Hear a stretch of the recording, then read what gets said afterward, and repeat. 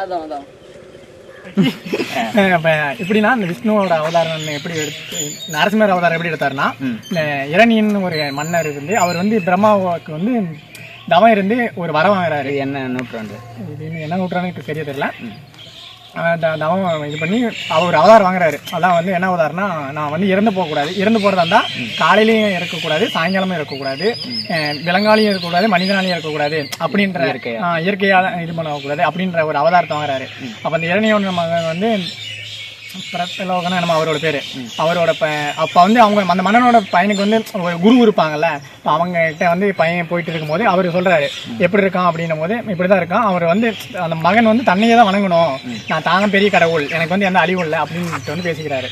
அப்போ அந்த பையன்கிட்ட சொல்கிறாரு என்ன தான் இனிமேல் நீ வணங்கணும் அப்படின்னும் போது அந்த பையனுக்கிட்டே நான் நரசிம்மர் தான் வணங்குவேன் அப்படின்னு சொல்கிறாரு. அப்போ வந்து அந்த கோபத்தில் வந்து அந்த பையனை வந்து தன் அப்பாவே வந்து பையனை வந்து அழிக்கிறதுக்கு முயற்சி பண்ணுறாரு. அப்போ தான் வந்துக்கிட்டே அந்த பையன்கிட்ட கேட்குறாரு உன்னோட கடவுள் வந்து இங்கே எங்கே இருக்காரு அப்படின்ட்டு. அப்போ வந்து அந்த அவரை வந்து இது பண்ணும்போது அந்த பையனை வந்து அடிக்கும் போது அப்போ சொல்கிறாரு அந்த பையன், என்னோட நரசிம்மர் வந்து தூண்லி இருப்பார், துரும்புலி இருப்பார் அப்படின்னும் போது தான் அந்த நரசிம்மர் அப்போ தான் விஷ்ணு வந்து நம்ம பக்தனையும் இவ்வளோ இது பண்ணுறாரு அப்படின்ட்டு வந்து கோபமாக சிங்க ரூபமாக ஒரு அவதாரத்தை எடுத்து அந்த இரணியனை வந்து அழிக்கிறதுக்கு, அதாவது மாலை நேரம் இரவும் இல்லாமல் பகலும் இல்லாமல் மனிதனும் இல்லாமல் மிருகமும் இல்லாமல் தான் ஒரு அவதாரத்தை எடுத்து தான் அந்த வீட்டோட வாசப்படி இருக்குல்ல அதில் வச்சு அவரோட கை நகத்தங்களை வச்சு உடலை பிரிக்கிறாரு. அப்படிப்பட்ட அவதாரமாக தான் இருக்கிறது நரசிம்மர் அவதாரம். அவங்க வந்து முத்தையனாக வந்து இது பண்ணிருக்காரு. இப்போ இங்கே எனக்கு வந்து எப்படி சொன்னாங்கன்னா, அந்த கோயில் வந்து எப்படி அமைஞ்சிருச்சுன்னா, இப்போ அந்த நரசிம்மரே வந்து அங்கே உள்ள ஃபாரஸ்ட் இருக்கு, நான் காமிக்கிறேன். ஃபாரஸ்ட் இருக்கு, அங்கிருந்து பார்க்கும்போது இங்கே ஒரு இடம் இது தெரிஞ்சிருக்கு. அப்போ வந்து இந்த இடத்துல வந்து நரசிம்மர் வந்து அங்கிருந்து பார்த்துட்டு சரிங்க நம்ம போகலாம் அப்படின்ட்டு வந்திருக்காரு. அப்போ வந்து இந்த அப்போ இருந்த அந்த ஊர் மக்கள் அப்போ வந்து இங்கே ஆடு மேய்ச்சிட்டு இங்கே பட்டி போட்டு இருந்துருக்காங்க.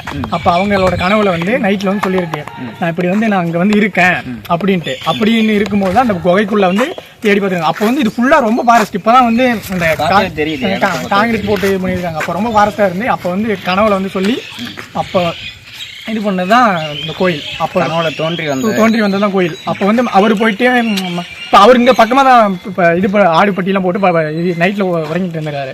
அப்போ வந்து அவரோட கனவுல சொல்லி அவர் வந்து தான் இங்கே பார்த்துருக்காரு. பார்த்த பின்னாடி தான் அடுத்த நாள் மக்கள்லாம் கூப்பிட்டு வந்துட்டு இங்கே இப்படி தான் கோயில் இருக்குது, நரசிம்மரோட அவதாரம் இருக்குது அப்படின்ட்டு அப்போ தான் அந்த கோயில் எடுத்து இது பண்ணி இப்போ வந்து ரொம்ப இதாகிடுச்சு, கிராண்டாகிடுச்சு. தமிழ்நாட்டிலேருந்து கர்நாடகா சைட்லேருந்து இந்த கோயிலுக்கு வந்து வந்துட்டு இருக்காங்க மக்கள். அதுவும் இல்லாமல் நம்ம மாதேஸ்வரனோட பாதம் இருக்கிறதா? ஆமாம், இங்கே தான் இருக்குது மாதேஸ்வரனோட பாதம். மாதேஸ்வரன் கோயில் அங்கே வந்து கர்நாடகாவில் இருக்குது. அங்கே போய் வழிபட முடியாதுன்ற காரணத்தினால இங்கேயும் வந்து பாதம் இருக்குன்னு சொல்லி இங்கேருந்தே மக்கள் வந்து வழிபட்டுருக்காங்க. அங்கே போக முடியாத மக்கள் வந்து இங்கேயும் வழிபட்டு இருக்காங்க. இதில் வற்றாத விட்டுருக்கு. மேட்டூர் அணையே வற்றி போனாலும் நல்ல மழையே ரொம்ப பஞ்சமே ஏற்பட்டாலுமே அந்த குகைக்குள்ள இருந்து நீர் வற்று வந்து எப்பயும் வத்தாது. எனி டைம் தண்ணி வந்துட்டே இருக்கும். இது வரைக்கும் எப்பயுமே வத்தினதில்ல. மக்கள் குடிநீராகவும் பயன்படுத்திட்டு இருக்காங்க. இது வந்து புனித நீரை எடுத்துட்டு வீட்டுக்கும் செல்றாங்க. நீரை எடுத்துட்டு போயிட்டு அனைத்து நோயும் தீர்க்கும் கோயிலாகவும் கருதப்படுகிறது. அந்த நீர் வந்து குடிச்சா அவ்வளவு புனிதமா இருக்கு அப்படின்னு சொல்றாங்க. இங்க சிலைலாம் வச்சிருக்காங்களே, அதுக்கு ஏதாச்சும் அது மாதிரி இருக்கு? பரிகாரம்னா உங்களுக்கு வந்து திருமணம் ஆகணும், இல்லை நான் நல்ல வேலைக்கு போகணும் அப்படின்ட்டு வந்து வேண்டியிருப்பீங்க. இப்போ வந்து என்னோட இதெல்லாம் நடந்துட்டா நான் இப்படி வந்து சிலை செய்து வைக்கிறேன் அப்படின்னு இது வழிபட்டு இது பண்ண சிலைகள் வந்து இங்கே கணக்கே இல்லை. ஒரு 1000 100 அது மாதிரி சிலைகள் இருக்கும். விசேஷ நாட்கள்லாம் அதிக அமாவாசைக்கு அன்னைக்கு மட்டும்தான் அங்கே வந்து ரொம்ப விசேஷமாக பண்ணுவாங்க. இந்த நரமணம் ஓட்டுறது அது மாதிரி சொல்கிறாங்கல்ல, அது மாதிரி வேண்டுதல் தேர் ஓட்டுறது அது மாதிரி வரும். அது மாதிரி இது பண்ணுவாங்க. மக்கள் வந்து வேண்டுதல் வச்சோ இல்லை உடம்பு சரியில்லாமல் ரொம்ப இது பண்ணுறாங்கல்ல, அது மாதிரி இது பண்ணுறதுனால அவங்க வந்து நரமணம் ஓட்டுவாங்க. அப்புறம் இந்த ஐப்பனுக்கு மாலை போடுறாங்களே, அது மாதிரி இங்கேயும் வந்து அந்த முத்தையன் சாமிக்கு வந்து மாலை போடுறாங்க. ஆமாம், ஏதோ 48 நாள் 7 நாள் 15 நாள் அது மாதிரி முருகன் ஐயப்பன் அதுக்கு போடுற மாதிரி போடுறாங்க. இதை வந்து போட்டு தீர்த்தம் கூட வந்து காவேரி ஆற்றிலேருந்து எடுத்துகிட்டு வந்துட்டு ஒரு நாள் முன்னாடி வச்சுட்டு அடுத்த நாள் கோயிலுக்கு எடுத்துகிட்டு வருவாங்க. அது மாதிரி இங்கே ரொம்ப கிராண்டாக நடக்கும். அந்த எப்படின்னா டிசம்பர் லாஸ்ட் வீக் இல்லைன்னா ஜனவரி 1st வீக் அந்த சம்திங்கில் அந்த மாதம் வர அமாவாசை அன்னைக்கு ரொம்ப கிராண்டாக நடக்கும். ரொம்ப விசேஷமாக இருக்கும். ரொம்ப க்ரௌடாக அந்த அமாவாசைக்கு வந்து எல்லாம் எங்கே இருந்தாலுமே மக்கள் வந்து திரண்டுங்க வந்துடுவாங்க. ரொம்ப க்ரௌடாக இருக்கும். ரொம்ப எப்படி சொல்ல ஒரு திருவிழா காட்சி போல மந்த் திருவிழா காட்சி போல தான் இருக்கும். அப்போ வந்து ரொம்ப கூட்டம் வர்றதுனால ரொம்ப கடைகள் விழாக்கள் கோலம் மாதிரி அப்படியே மக்கள் திரண்டிருப்பாங்க. இங்கே வந்து முத்தையன் அதாவது நரசிம்மர் மட்டும்தான் இருக்காரா இல்லை மற்ற நிறைய நிறைய தெய்வங்கள் இருக்கு. அந்த சைடு பார்த்தீங்கன்னா மேலே பார்த்தீங்கன்னா இது சிவன் கோயில் இருக்கு, விநாயகர் கோயில் இருக்கு. இந்த நம்ம என்ட்ரன்ஸ்லேயே பார்த்தீங்கன்னா வந்து ஆஞ்சநேயர் கோயில் இருக்கு. அங்கே வந்து இதோட இன்னும் என்னன்னா தினமும் வந்து 50 பேர்த்துக்கு அன்னதானம் கொடுக்குறாங்க. அங்கே வந்து மண்டபம் இருக்கு. இந்த கோயில் வந்து கவர்மெண்டாக இறங்கிட்டு அதுக்கப்புறம் அந்த மண்டபத்திலேயே வந்துட்டு இப்போ உங்களுக்கு இந்த கோயில் வந்து தனியாரால் ஆரம்பிக்கப்பட்டதா? ஃபர்ஸ்ட் வந்து மக்களோட பயன்பாட்டில் இருந்துச்சு. அதுக்கப்புறம் சின்ன சின்ன இஷ்யூவால வந்து கவர்மெண்ட் வந்து ரன் பண்றாங்க. அந்த கூட்டம் அதிகரிக்கிறதுனால ஃபாரஸ்ட் ஏரியாவில் இப்போ அமாவாசை டைமில் மக்களோட வருகையானது ரொம்ப அதிகமாக இருக்குதுன்னு சொல்கிறாங்க. எதனால் இவ்வளோ மக்கள் வருகை அதிகமாக இருக்குது? இங்கே வந்து மக்கள் வந்து ஏன் அதிகமாக வராங்கன்னா இந்த மாதம் அமாவாசைக்கு அன்னைக்கு மட்டும்தான் அங்கே வந்து ரொம்ப விசேஷமாக பண்ணுவாங்க. இந்த நரமணம் ஓட்டுறது அது மாதிரி சொல்கிறாங்களே, அது மாதிரி வேண்டுதல் தேர் ஓட்டுறது அது மாதிரி வரும். அது மாதிரி இது பண்ணுவாங்க. மக்கள் வந்து வேண்டுதல் வச்சோ இல்லை உடம்பு சரியில்லாமல் ரொம்ப இது பண்ணுறாங்கல்ல, அது மாதிரி இது பண்ணுறதுனால இங்கே வந்து நரமணம் ஓட்டுவாங்க. அப்புறம் இந்த ஐப்பனுக்கு மாலை போடுறாங்களே, அது மாதிரி இங்கேயும் வந்து அந்த முத்தையன் சாமிக்கு வந்து மாலை போடுறாங்க. ஆமாம், ஏதோ 48 நாள் 7 நாள் 15 நாள் அது மாதிரி முருகன் ஐயப்பன் அதுக்கு போடுற மாதிரி போடுறாங்க. இங்கே வந்து போட்டு தீர்த்தம் கூட வந்து காவேரி ஆற்றிலேருந்து எடுத்துகிட்டு வந்துட்டு ஒரு நாள் முன்னாடி வச்சுட்டு அடுத்த நாள் கோயிலுக்கு எடுத்துகிட்டு வருவாங்க. அது மாதிரி இங்கே ரொம்ப கிராண்டாக நடக்கும். அந்த எப்படின்னா டிசம்பர் லாஸ்ட் வீக் இல்லைன்னா ஜனவரி ஃபர்ஸ்ட் வீக் அந்த சம்திங்கில் அந்த மாதம் வர அமாவாசை அன்னைக்கு ரொம்ப கிராண்டாக நடக்கும். ரொம்ப விசேஷமாக இருக்கும். ரொம்ப க்ரௌடாக அந்த அமாவாசைக்கு வந்து எல்லாம் எங்கே இருந்தாலுமே மக்கள் வந்து திரண்டுங்க வந்துடுவாங்க. ரொம்ப க்ரௌடாக இருக்கும். ரொம்ப எப்படி சொல்ல ஒரு திருவிழா காட்சி போல மந்த் திருவிழா காட்சி போல தான் இருக்கும். அப்போ வந்து ரொம்ப கூட்டம் வர்றதுனால ரொம்ப கடைகள் விழாக்கள் கோலம் மாதிரி அப்படியே மக்கள் திரண்டிருப்பாங்க. இங்கே வந்து முத்தையன் அதாவது நரசிம்மர் மட்டும்தான் இருக்காரா இல்லை மற்ற நிறைய தெய்வங்கள் இருக்கு. அந்த சைடு பார்த்தீங்கன்னா மேலே பார்த்தீங்கன்னா இது சிவன் கோயில் இருக்கு, விநாயகர் கோயில் இருக்கு. இந்த நம்ம என்ட்ரன்ஸ்லேயே பார்த்தீங்கன்னா வந்து ஆஞ்சநேயர் கோயில் இருக்கு. அங்கே வந்து இதோட இன்னும் என்னன்னா தினமும் வந்து 50 பேர்த்துக்கு அன்னதானம் கொடுக்குறாங்க. அங்கே வந்து மண்டபம் இருக்கு. இந்த கோயில் வந்து கவர்மெண்டாக இறங்கிட்டு அதுக்கப்புறம் அந்த மண்டபத்திலேயே வந்துட்டு இப்போ உங்களுக்கு இந்த கோயில் வந்து தனியாரால் ஆரம்பிக்கப்பட்டதா? ஃபர்ஸ்ட் வந்து மக்களோட பயன்பாட்டில் இருந்துச்சு. அதுக்கப்புறம் சின்ன சின்ன இஷ்யூவால வந்து கவர்மெண்ட் வந்து ரன் பண்றாங்க. அந்த கூட்டம் அதிகரிக்கிறதுனால ஃபாரஸ்ட் ஏரியா வளர்க்கறதுனால ஃபாரஸ்ட் கட் பண்ணுறதா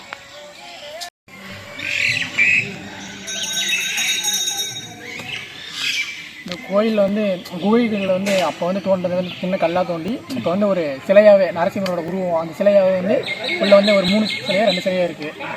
அதுவே உருவானது. அப்புறமா இப்போ ஒன்று ரீசெண்டாக மக்கள் பயன்பாட்டுக்கு இது பண்ணிட்டு உள்ளே ஒரு சிலை வச்சுருக்காங்க. அது இல்லாமல் உள்ளே வந்து ஆயிரக்கணக்கான இல்லை லட்சக்கணக்கான சொல்ல முடியாத ரொம்ப வவால்கள் வந்து இருக்குது. ஆமாம், வவால்கள் கூட்டம் அதிகமாக தான் உள்ளே வந்து இந்த உள்ளே வந்து பூஜை நடக்கும். அப்போ கூட அந்த வவால்கள் எதுவுமே பண்ணுறாங்க. அது என்ன வவால் வந்து நரசிம்மனோட பாதுகாவலர்கள்? அது என்ன அப்படிதான் தெரியல. ரொம்ப நாளாக அந்த குகை எப்போ இருந்திருக்கோ அப்போ இருந்தே அந்த வவால்கள் இருந்திருக்கு. இது வந்து இப்போ இந்த சந்தன கடத்தல் வீரப்பன் இருந்தாங்க. அவர் வந்து இங்கே வந்து குறி கேட்கறது, சாமி வழிபடுறது, அந்த மாதிரி நைட் டைமில் வந்து இங்கே இது பண்ணுறாங்க. அவரோட இஷ்ட தெய்வமாக அப்போ சொன்னாங்க. அது என்ன உண்மை என்னன்னு தெரியல. அது மாதிரி சூழல்களும் இங்கே இருக்க சிவன் வந்து ரொம்ப சக்தி வாய்ந்த சிவனாக போட்டாங்களே, அதை பற்றி கொஞ்சம் சொல்லுங்கள். ஆமாம், ரொம்ப சக்தி வாய்ந்த சிவன் தான். சிவன் கோயில் வந்து மேலே இருக்குது. ரொம்ப சக்தி வாய்ந்த சிவன் வந்து சிவராத்திரி வருதுல்ல, வருஷம் அங்கே வந்து பூஜை பண்ணுவாங்க. ரொம்ப பிரம்மாண்டமாக நடக்கும். முடியும் மற்ற கோயில் எப்படி நடக்க என்னன்னு தெரியல. இங்கே வந்து கொஞ்சம் பிரம்மாண்டமாக இருக்கும். ஏன்னா ஃபாரஸ்ட்டில் இருக்கிறதுனால கொஞ்சம் மக்கள்லாம் வந்து நைட் டைமில் இங்கே டைம் ஸ்பெண்ட் பண்ணி சிவன் வழிபட்டு போவாங்க. இங்கே வந்து திருமணங்கள் வந்து அதிகமாக நடைபெறுது. ஆமாம், திருமணங்கள் வந்து சிவன் கோயிலில் வந்து நிறைய. என்னோட காதலி கூட்டு வந்துடுறேன், என்னை சேர்த்து வச்சுருக்கீங்களா? என் காதலி என்கிட்ட இருந்தால் சேர்த்து வச்சுருக்கேன். என்கிட்ட தானே இருக்குது. இல்லை, ஃபியூச்சரில் சொல்கிறேன். பண்ணிக்கலாம். அப்போ பண்ணிக்கலாம். சரியாக இருக்கும். கல்யாண ஆசை போல. அதான் இப்போவே தம்பிக்கு கல்யாண ஆசை. அதான் சரி போக போக தெரியும். கட் பண்ணிக்கலாம். இவ்வளோ தண்ணி வந்ததுக்கான காரணம் என்ன அருள்? இங்கே எந்த ஒரு நீரூற்றும் இல்லை இருக்க மாதிரியே தெரியல. எப்படி இவ்வளோ தண்ணி இருக்குது? இந்த குளம் எப்படி உருவானது? இந்த குளம் இந்த நீர் இவ்வளோ வந்தது காரணம் அங்கே உள்ள நான் சொன்னல குகை இருக்கு. ஆமாம், அங்கேருந்து வர ஒன்றா ஒரு 2 இன்ச்சு பைப்பில் ஒரு 1 இன்ச்சு பைப் தண்ணி தான் வரும். அந்த தண்ணியிலே வந்து இந்த குளம் வந்து ரத்தி நிரம்பி போயிட்டுருக்கு. ஓ நிரம்பி வெளியே போயிட்டு வெளியே போயிட்டு இருக்கு. என்ன மக்கள் பாசனத்திற்காகவா எப்படி? மக்கள் பாசனத்திற்காகல இங்க வந்து மக்கள் வந்து இந்த மாலை போறன்னு சொல்றாங்க அப்பயோ இல்ல இந்த அமாவாசை டைம்ல அந்த முடி மொட்டை அடிக்கிறாங்கல்ல அப்போ வந்து இது பண்ணிட்டு இங்க வந்து குளிக்கிறதுக்காக இந்த மாலை போறதுக்கு முன்னாடி நாள் வந்து இங்க தான் குளிச்சுட்டு இங்க வந்து மாலை போடுவாங்க. ஆமா பைப்ஸ்லாம் இருக்கு. இந்த பாதம் தெரியும் உங்களுக்கு. இடமே கொஞ்சம் பார்க்கறதுக்கு நல்லா இருக்கு. ஏன்னா ஃபாரஸ்ட் ஏரியா வரைக்கும் அப்படி இருக்கு. மீன் இருக்குமா? மீன் இருக்கும் உள்ள இருக்கும். ஏன்னா இது வந்து யாரும் மீன் பிடிக்கிறதில்ல கோயிலில் இருக்க அப்படின்றதுனால. மீன் இருக்கிறாங்க. உள்ள போய் பாரு. பின்னாடி இருந்துச்சு. அதாவது என்னுடைய பேர் கோயிசாமி ஐயர். நான் வந்து இந்த இதில் வந்து ஒரு 12 வருஷமாக அர்ச்சகராக இருக்கிறேன். நான் டிஎன்இபியில் வந்து ரிட்டையர் ஆகி இந்த கோயில் 12 வருஷமாக அர்ச்சகராக இருக்கிறேன். இந்த கோயில் வந்து தருமபுரி மாவட்டம் பெண்ணாயிரம் தாலுக்கா ஏரியூர் ஒன்றியத்தில் இது இருக்குது, ஏர்போர்ட். இது வந்து குறைஞ்சது ஒரு 600-700 வருஷத்துக்கு முன்னாடியான கோயில். அதாவது திப்பு சுல்தான் காலத்தில் இதுக்கு மானியம் கொடுத்துருக்காங்க. திப்பு சுல்தான் காலத்தில் தான் இந்த கோயிலுக்கு இது பண்ணியிருக்காங்க. அப்போ வந்து சென்னை மாகாணம் வந்து மைசூர் ஸ்டேட்டோட சேர்ந்துருந்தது. அப்போ வந்து மன்னர்கள் ஆட்சி. அப்போ வந்து இதில் மானியமெல்லாம் கொடுத்து அவங்க தான் இதுக்கு இது பண்ணியிருக்காங்க. அப்போ வந்து 600 வருஷத்துக்கு அப்புறமேல அது பெரிய ஃபாரஸ்ட்டு. அதெல்லாம் ஒன்றும் கிராமம் கிடையாது, வீடு கிடையாது, எதுவுமே கிடையாது. அதெல்லாம் மேற்கூரில் வீடு கிடையாது. இப்போ ஏரியூரில் ஒரு 2 வீடு இருக்கும், பெண்ணாயிரத்தில் ஒரு 10 வீடு இருக்கும், தருமபுரியில் ஒரு 20 வீடு இருக்கும். அதாவது 600 வருஷம் 700 வருஷத்துக்கு முன்னாடி நினச்சி பாருங்க. அப்போல்லாம் இதெல்லாம் திக் ஃபாரஸ்ட்டு. இங்கெல்லாம் எதுவுமே கிடையாது. காட்டில் ஒரு கொட்டாய் இருக்கும், காடு விவசாயம் பண்ணிகிட்டு இருப்பாங்க. அதோடு சரி. அந்த மாதிரி சமயத்தில் இந்த ஊரில் நெற்பூரில் இருக்கிற ஒரு கவுண்டருக்கு வந்து கனவுல வந்து இந்த மாதிரி நான் இங்கே பதிவு கொண்டிருக்கிறேன், ஃபோனையில் வந்து பதிவு கொண்டிருக்கிறேன், நான் வந்து பார்த்து இது சேவிச்சிங்கன்னா நான் உங்களுக்கு அழிப்பாடிக்கிறேன் அப்படின்னு சொல்லி 3 பேர்த்துக்கு கனவுல வந்து சொல்லியிருக்குது ஒரே மாதிரி. இப்போ உங்களுக்கு கிட்ட சொன்னது அதே மாதிரி, அதே இன்னொருத்திட்டு சொன்னது அதே மாதிரி, இன்னொருத்திட்டு சொன்னது அதே மாதிரி, ஒரே மாதிரி சொன்னால் அடுத்த நாள் வெடிச்சு காலையில் வந்து எங்கிட்ட இந்த மாதிரி சொல்லிச்சு, எங்கிட்ட இந்த மாதிரி 3 பேரும் கலந்து பேசுகிறாங்க. அப்போ வந்து அந்த சொனையை தேடுறாங்க. தேடிட்டு வந்து ஏதோ மாதக்கணக்கில் தேடுறாங்க. அதான் ஃபாரஸ்ட் ஆச்சு. அப்போ வந்து இதை கண்டுபிடிச்சாங்க. இந்த மாதிரி சுனையில் இருக்குது அப்படின்னு கண்டுபிடிச்சி அதுக்கப்புறமேல இதுதான் இருக்கும் அப்படின்னு சொல்லி அப்புறமேல இது சிட்டிஸ் இப்படியே தான் இருக்குது.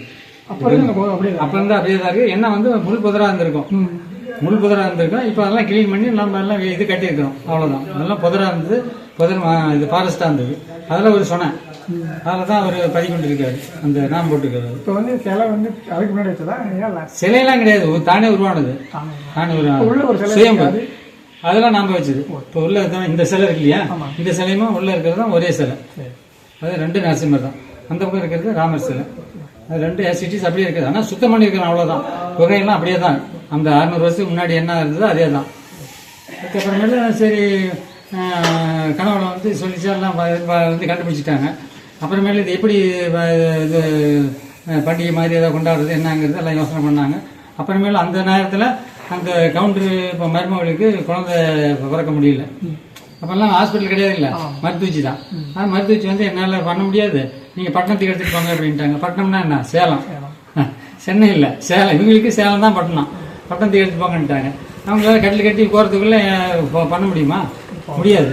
அந்த காலத்தில் முடியாது. இங்கேருந்து பக்கத்து கிராமத்துக்கே எடுத்து போகிறதுக்கே கஷ்டம். சேலம் கொண்டு போக முடியுமா? அதனால் இவங்க வந்து இவர்கிட்ட வந்து வேண்டிக்கிட்டாங்க. இந்த மாதிரி சுகப்பிரசவம் ஆச்சுனாக்கா நாங்கள் வந்து திருவிழா மாதிரி எல்லாம் பண்ணி எல்லாம் உங்களை கொண்டாடுறோம் அப்படின்னு சொல்லி வேண்டிக்கிட்டு சுகப்பிரசவம் ஆச்சு. அதுக்கப்புறமேல அதெல்லாம் கொண்டாட ஆரம்பித்தாங்க. அப்போ இருந்து அப்படியே படிப்படியாக முன்னேறிச்சு. இப்போ இந்த கோயில் வந்து ஒரு 30 வருஷத்துக்குள்ளே தான் வந்து வெளி உலகத்துக்கு தெரிஞ்சுது. 30 வருஷம் 35 வருஷத்துக்குள்ளே தான் வெளி உலகத்துக்கு தெரிஞ்சு. அதுக்கு முன்னாடி தெரியாது. கோயில் இருக்குங்கிறது இதாக இருக்குமே தவிர வெளி உலகத்துக்கு யாருக்குமே தெரியாது. அதுக்கப்புறமா எண்டோமெண்ட் ஒரு எடுத்து ஒரு 15-17 வருஷம் 18 வருஷம் இருக்கும். கவர்மெண்ட் கோயில் 18 வருஷம் இருக்கும். அதுக்கப்புறம் கவர்மெண்ட் எடுத்துக்கிட்டாங்க. அப்புறமேல அது அப்படியே இதில் என்ன சிறப்பு அப்படின்னா வருஷம் 365 நாள் தண்ணி வந்துக்கிட்டே இருக்கும். மேட்டூர் அணையில் 15 அடி இருக்கும்போது கூட 15 அடி இல்லை வத்திர ஸ்டேஜ் வரும்போது கூட இங்கே தண்ணி வந்துட்டு தான் இருக்குது.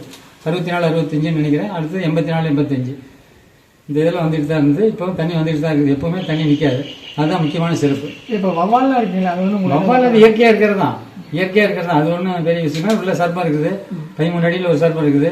13 அடி எப்படின்னாக்கா அது இது விட்டுது. அது அங்கே உட்காந்து நான் பூஜை பண்ணும்போது பின்னாடி இருக்கும் ஒரு 3 அடி தான் வித்தியாசம் இருக்கும். அது மணி அடிப்பேன், மந்திரம் சொல்லுவேன். ஆனால் அது எங்கேயும் போடுறதில்லை. இப்போ இதே நம்ம வெளியில் நம்ம சர்ப்பத்தை பார்த்தோம்னாக்கா நம்ம 10 அடி இருக்கும்போது ஓடி போயிடும். ஆனால் இதெல்லாம் ஓடுறதில்லை, அப்படியே தான் இருக்கும். அப்போ வந்து அது எப்படி 13 அடி இருக்குதுனாக்கா சட்டை விட்டது ஒரு தரம். அதனால பார்த்தா 12.25 அடி. அது இல்லாமல் ஒரு 4-5 சர்ப்பம் உள்ள 5 அடி 6 அடியில் சர்ப்பம் இருக்குது. அது முன்ன பின்ன அப்படியே தண்ணியில் இருந்தாலும் போவோம், அந்த மாதிரி மேட்டில் தெரியும், எல்லா இடத்துலையும் போவோம் பாரு. இங்கே கூட மேலே இருக்குது, இதில் கூட தெரியும் வேறு அன்னைக்கு மேலே இருந்தது அதெல்லாம் அது பாட்டு தெரியும். ஆனால் யாரும் ஒன்றும் பண்ணுறதில்ல. நாங்கள் போனாலும் கால் சந்திர பூந்து ஓடி போயிடும். அதனால் ஒன்றுமே அது பண்ணுறதா இருந்தால் நாங்கள் போய் உள்ளே போய் பூஜை பண்ண முடியுமா? முடியாது. அதனால் நான் இத்தனை வருஷமாக பண்ணிகிட்டு இருக்கிறேன். இதுவரையிலும் ஒன்றும் பகவான் நமக்கு எந்த இதுவும் இடைஞ்சலும் கொடுக்கல. அவர் நாகர் இப்போ இந்த வீரப்பனார் வந்து இந்த கோயில், ஆமாம், வீரப்பன் வந்து அவர் இருக்கும்போது அவர் பாதுகாப்பு இங்கே உட்காந்துருப்பாங்க மேற்கூரில். இந்த பக்கம் ராத்திரி 12 மணி 1 மணிக்கு இங்கே வந்து அமாவாசனைக்கு தான் வருவார். அமாவாசனைக்கு வந்து இங்கே 12-1 மணிக்கு வந்து பூஜை பண்ணிவிட்டு நல்ல பூவெல்லாம் நிறைய 2 கூட 3 கூட பூ நிறைய இது பண்ணி விட்டுட்டு 500 ரூபாத்தால் வச்சுட்டு போவார். நீங்கள் பார்த்துருக்கீங்களா அவரை? பார்த்துருக்குறேன். எனக்கு 80 வயசு ஆகுது. எனக்கு 80 வயசு. அவரெல்லாம் பார்த்துருக்குறேன். வந்து வச்சுட்டு போவார். அப்போ நாங்கள் 5 மணிக்கு வருவோம் இதுக்கு அபிஷேகம் பண்ணுறதுக்கு. அப்போ 5 மணிக்கு வரும்போது பார்த்தாக்க 500 ரூபாய் என்னடா பூ இவ்வளோ வச்சுருக்கீங்கன்னா அப்படின்னா அவர் வந்துட்டு போயிருக்காருன்னு நாங்கள் தெரிஞ்சுக்குவோம். அவ்வளோதான். மற்றபடி நாங்கள் யார்கிட்டையும் சொல்கிறதில்ல, பிடிக்கிறதில்ல. இவர் வந்துட்டு போயிருக்காரு அப்படின்னு தெரிஞ்சுக்குவோம். அப்போ 500 ரூபாய் வந்த பூசு, அந்த பூசு நான் 500 ரூபாய் வச்சுட்டு போயிருப்பார்.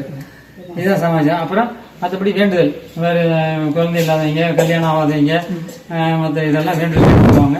வேண்டுதல் கட்டி போனால் அவங்க நிறைவேச்சுன்னா வந்து வேண்டுதல் செலுத்திட்டு போயிடுவாங்க. அப்புறம் குழந்தை இல்லாதவங்க வந்து இடைக்கடை போடுவாங்க. ஒரு அமாவாசைக்கு 100 இடம் 200 இடம் வரும். அப்படின்னா அவ்வளோ பேர் கட்டிட்டு போயிருக்காங்க. கட்டிட்டு இதாகிருக்கு, குழந்தையாக இருக்குது. அதனால் வேண்டுதல் வச்சவங்க எல்லாமே நிறைவேறும். அதே மாதிரி எது தான் சிறப்புன்னா ஒவ்வொரு அமாவாசையும் திருவிழா தான். 12 அமாவாசையும் திருவிழா தான். 11 அமாவாசை திருவிழா. 12வது அமாவாசை என்னன்னா மார்கழி மாதம் அமாவாசை. அதுதான் பெரிய திருவிழா. இப்போ வந்து ஐயப்பன் கோயிலுக்கு மாலை போட்டு போகிறாங்க இல்லையா, 2 பேர் போகிறாங்க. கார்த்திகை மாதிரி இருக்குது, ஐப்பசி கார்த்திகை இல்லை. அது மாதிரி இந்த கோயிலுக்கு மாலை போட்டு வருவாங்க. இப்போ கார்த்திகை மார்கழி, அதாவது 48 நாள் விரதம் இருந்து அந்த 48வது நாள் மார்கழி அமாவாசையில் முடிகிற மாதிரி மாலை போடுவாங்க. பின்னாடி வந்துடுவாங்க. அந்த 48வது நாள் இன்னைக்கு ஆரம்பித்து என்னைக்கு அந்த அமாவாசையில் முடியுதோ அதுக்கு தகுந்த மாதிரி மாலை போடுவாங்க. போட்டு வந்து அன்றைக்கி பெரிய விசேஷம். ஒரு 30,000-40,000 பேருக்கு மேலே வருவாங்க அன்றைக்கி போட்டு. அதுதான் பெரிய விசேஷம் இந்த கோயிலுக்கு, மார்கழி மாதம் அமாவாசை. மற்றபடி அப்புறம் மலை பூஜை பண்ணுறாங்க. அப்புறம் ஒவ்வொரு அமாவாசையும் திருவிழா தான். ஒரு அமாவாசையில் வந்து பாருங்க தெரியும் உங்களுக்கு. நேற்றுலாம் வந்துருப்போ டைம் கிடைக்கல. நேற்று அமாவாசை. நேற்று வந்து மத்தியானம் தான் அமாவாசை. இன்னைக்கு மத்தியானம் வரையில் அமாவாசை. அதனால் 2 பிரிஞ்சு போச்சு. அதனால் நேற்று கொஞ்சம் கூட்டம் கம்மி தான். எங்கள் அப்பா கல்லுக்கூட பார்த்துருந்தாரு. நான் இப்போ பார்க்குறேன். நான் கல்யாணம் பார்த்தா வந்து கல்யாணம் ஆகிரும். வந்து என்ன வேண்டுதல் வச்சாலும் நிறைவேறும். தண்ணி எப்பயும் வைக்காமல் வரும். இது பரம்பரையாக நான் பார்த்துட்ருக்கேன். இது எத்தனை குழந்தைங்களாக கல்யாணம் ஆகிருக்கு எல்லாத்துக்கும் ரெடி ஆகிடும். இது அவரோட சக்தி. நான் வந்து இருக்காக